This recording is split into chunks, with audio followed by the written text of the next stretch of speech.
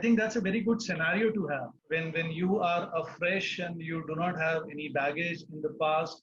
You can look at it from a very different perspective, a fresh perspective, and all those things that we talked about earlier. And it starts with the listening skills.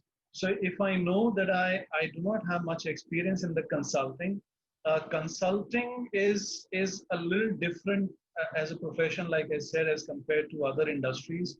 And people would expect you to be an expert. Now, a client does not know whether you have 15 years experience or 1 year experience. For him or her, if they are hiring you, for them, you are the expert, you know. So in front of the client, when the client gives you a problem, they would expect a resolution of the same.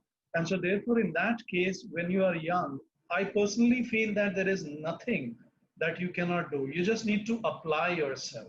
You have to be in the situation. Believe me, when I started off consulting, I was an MBA HR, but I was put into financial assignments also. I also did a lot of location studies and marketing studies and stuff like that, you know. So that gave me some idea on different aspects of management as well. And I think as a consultant, it is important, particularly when you're fresh, it is important to look at solutions holistically. And consulting is all about integration. Consulting is not about isolation. So there are no isolated solutions in HR or sales or any other domain. Solutions are always integrated, and you have to look at the whole organization and find out where the problem is. The owner of the organization, the person who's giving the assignment may tell you, you know, this is my problem. Think about that problem, explore that problem, talk to some other people also, and understand where exactly is the problem. And it may be that, you know, what the owner or the person who's giving you the assignment, whatever he's saying is right. But many a times I have found that, you know, the solution lies somewhere else. I always say that whenever I have to start off an assignment, when I was a fresh consultant, and even when I'm a fairly experienced professional, I always say that, fine boss, I understood what you're saying and what are the problems in the organization, but I would still want to meet your people. So when you meet a cross section of people, you get a feel of the problem. So that is what you need to do as a consultant if you have lesser experience in that field. So listen more, absorb more, and talk less, and apply yourself. Get into the problem. Do not feel threatened by anything that, you know, I used to be threatened initially. I don't know. I used to think that I'm very poor in finance. I don't know much about finance. Finance in terms of, you know, ratios and all those kind of things. But there was no rocket science there. The moment you get into it, you apply yourself, you deal with it, you're able to find solutions like anybody else. So it doesn't matter. You just have to get into that situation. That is a wrong person to ask that question. Actually, I don't know, I have never done my branding at all, never for my company. I think it should be done.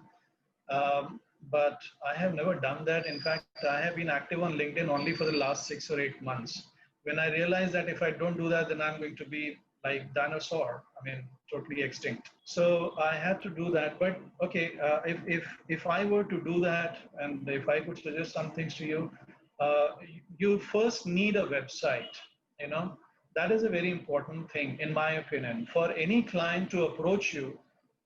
Or for example, if I have to search somebody, I always do a Google search and it takes me to the website of the company that I'm interacting with.